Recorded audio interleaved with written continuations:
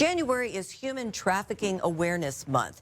Human trafficking is the illegal use of vulnerable people to make a profit, and it can happen in many different ways. Ron Welch, the Muskingum County prosecuting attorney, talked about some of the common misconceptions surrounding human trafficking. I think a lot of times when people think of human trafficking, they think that it only occurs in larger cities or bigger jurisdictions, and that's simply not the case. Human trafficking occurs in many communities regardless of size.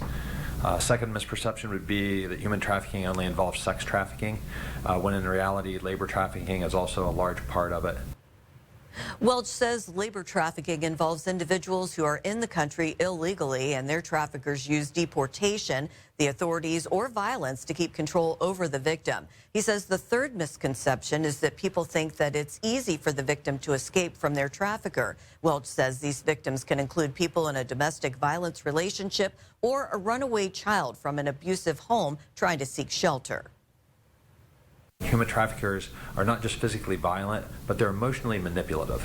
So they're able to really touch the individual that they're dealing with in an emotional way. And that causes the victim to build a bond with them, but it's not a healthy bond. Welch says human trafficking can take many forms and detailed what some of them are. We have situations where we have children who are trafficked by their parents.